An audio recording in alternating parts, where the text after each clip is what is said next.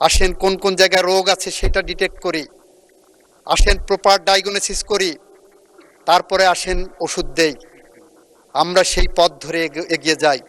তা না করে যদি আমরা কথায় কথায় এখন বিরোধিতা করি আর পিছনে বসে ফ্যাসিস্টরা হাতে তালি দিচ্ছে, আপনারা সঠিক পথে আসেন। আমরাও বেঠিক হতে পারি, আমরাও সঠিক পথে আসতে চাই, আমরাও ভুল করতে পারি, আমরা সঠিক পথে আসতে চাই।